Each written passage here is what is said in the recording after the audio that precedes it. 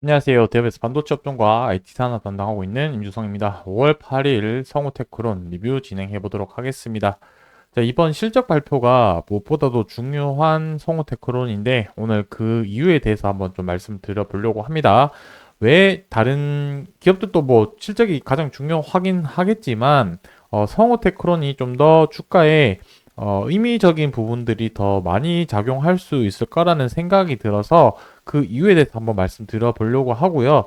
그리고 추후에 이제 주가가 상승하려면 시장 상황이나 업황이나 이런 분위기들이 긍정적인 영향을 미쳐야지 주가가 반등할 수 있는 중요한 모멘텀이 될 텐데 그러한 이제 이야기들을 또 두 번째 내용에서 한번 또 말씀드리려고 하고 마지막으로는 차트 가격을 보면서 이 지금 위치에서 어떻게 움직일지 상승하면 상승할 때 시나리오, 반대로 하락했을 때 시나리오는 어떻게 대응하면 좋을지에 대한 이야기들로 말씀드려 볼 테니까 좋아요, 구독 한 번씩 눌러주시고 시청해 주시면 감사하겠습니다. 자, 먼저 성우테크론 실적과 관련된 이야기부터 진행을 하고 넘어가 보도록 하겠습니다.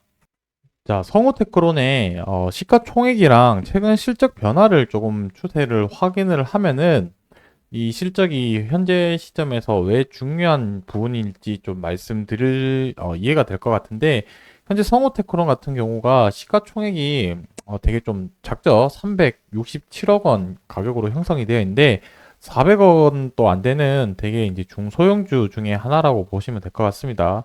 뭐 일명 이제 뭐 또 시가총액이 작다 보니까 잡주라고 또 불릴 수도 있겠지만 그래도 엄연히 이제 반도체 관련된 검사 장비, 리드 프레임과 PCB 관련 사업을 하고 있기 때문에 어느 정도 성과적인 매출 부분만 뒷받침된다고 한다면 주가 반등이나 이런 부분들은 오히려 더 큰 상승을 보일 수 있는 그런 특징을 가지고 있다라고 보시면 될 것 같습니다. 시가총액이 작다는 거는 그만큼 변동폭이 커질 수 있다라는 부분에 대해서 좀 유의 깊게 봐야 될 것 같고 성우테크론이 이제 요번에 또 실적이 더 중요한 부분은 무엇이냐면 23년도 때 회사 설립 이래로 처음으로 이제 적자가 난 상황이었었거든요. 그러다 보니까 이번에 빠르게 흑자 전환을 하는 것이 1차적인 목표가 좀 돼야 될 텐데 반도체 업황 분위기에 따라서 실적이 좀 좌지우지하는 그런 포지션에 있다 보니까 제가 이따가도 또 설명을 드리겠지만 현재 전방 산업에 대한 분위기라는 이런 부분들을 좀 파악하는 것이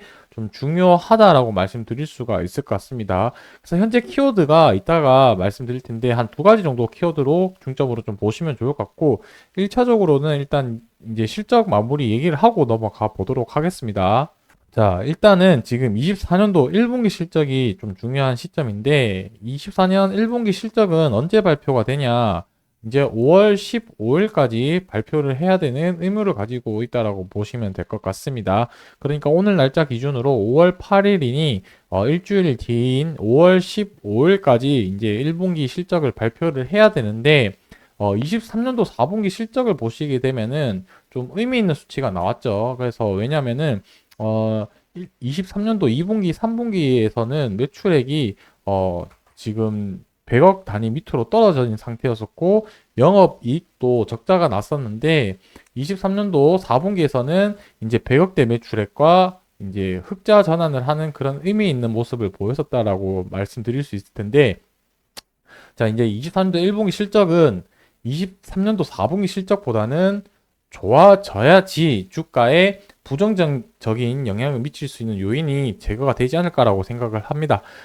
단순히 23년도 4분기 실적보다 잘 나온다고 해서 주가가 크게 상승할 수 있을지는 좀 미지수긴 하나, 만에 하나 실적이 좀 더 안 좋게 나오게 되면은 부정적으로 작용할 가능성이 좀 더 확률이 크기 때문에 실적 자체는 지난 분기보다는 좋게 나와야지만 주가에 그래도 조금이나마 긍정적인 영향을 미칠 수 있다라고 정리를 하고 넘어가도록 하겠습니다. 자, 그리고 중요한 대내외 요인 중에 이제 산업군 같은 경우는 지금 단기적으로 봤을 때는 좀 긍정적인 요인보다는 좀 안 좋은 요인들이 많기 때문에 그 부분에 대해서는 다음번 영상에서 제가 좀 자세하게 다뤄드리도록 할 거고 오늘은 좀 초점 맞춰야 되는 부분 포인트 중에 하나는 금리라는 부분에 의해서 주가가 언제쯤 좋은 영향을 끼칠 수 있을까 부분에 대해서 좀 설명을 드리려고 하는데, 현재 이제 과거를 한번 또 복기를 해보면은 원래 6월 달에 금리 인상 기대감이 이제 있었는데 이 부분이 2달 정도 앞선 4월 시점에서 금리 인하 기대감이 꺾이면서 시장이 많이 무너졌었죠. 근데 이러한 부분들을 미루어 짐작을 했을 때 현재는 9월 달에 금리 인하 기대감이 크기 때문에 동일하게 2달 빠른 시점이라고 한다면 7월 달 정도로 예상을 할 수가 있을 텐데 좀 더, 또 긍정적인 요인들은 또 한 달 정도는 더 빠르게 반응을 할 수 있다라고 가정을 한다면 6월에서 7월 정도에 시장이 아마 반응할 가능성이 있지 않을까라는 점에서 이 부분에 대해서 이제 이번 달 지나고 나서 다음 달부터는 금리의 영향을 계속해서 모니터링을 하면서 주가가 어떤 식으로 반응할지 좀 지켜보는 것도 투자에 중요에 있어서 중요한 포인트가 되지 않을까라고 생각을 하고 있습니다. 일단은 오늘에서는 제가 금리 이 부분에 대해서는 이 정도로만 설명을 드리고 다음번에 또 자세하게 말씀드려 보도록 할 거니까 오늘은 그냥 금리 인하 기대감으로 6월부터 가능성이 있지 않을까. 그래서 6월부터 한번 좀 자세하게 시장을 봐야 될 필요가 있지 않을까라는 정도로만 이해해 주시고 넘어가시면 좋을 것 같습니다. 마지막으로는 최근에 4월 달에 바닥을 찍고 지금 주가가 올라가고 있는데, 단기적으로 이렇게 좀 본다면은 이 저점들이 계속해서 낮아지고 있는 지금 추세이기 때문에 지금 이 단기적인 상승이, 바닥 추세를 지금, 벗어난 흐름이라고 말씀하긴 어렵고, 다시 한번 주가가 이 저점을 깨면서 하락할 가능성도 염두를 우리는 좀 해야 되지 않을까라고 생각을 합니다. 그래서 여기서 이 구간이 바닥인지 확인을 하려면은 2가지 정도 우리가 확인을 해야 될 것 같은데 첫 번째는 이 바닥진 전저점 구간을 형성된 가격보다 위쪽에서 저점을 형성해주는 그림이 한번 나와야 될 것 같고 그리고 두 번째로는 그 과정 속에서 거래량이 좀 동반하는 상승이 나왔을 때 그 신뢰도가 더 올라간다라고 말씀드릴 수가 있겠죠. 그래서 단기적으로 봤을 때는 지금 주가가 이 저점을 기준으로 했을 때 조정이 나왔을 때 저점이 높이는 그림이 나오는지 다시 깨고 내려가는지 흐름을 보는 게 우선 중요 포인트가 되지 않을까라고 생각을 합니다. 중간에 또 이슈가 발생이 되면서 거래량이 동반되는 상승이 나온다라고 하면은 더할 나위 없이 좋겠지만, 그렇지 않을 가능성이 지금 현재 확률상 더 높기 때문에, 추세가 저점을 이탈하는지 안 하는지를 중점적으로 좀 보면서 대응하면 좋을 것 같다라는 생각이 듭니다.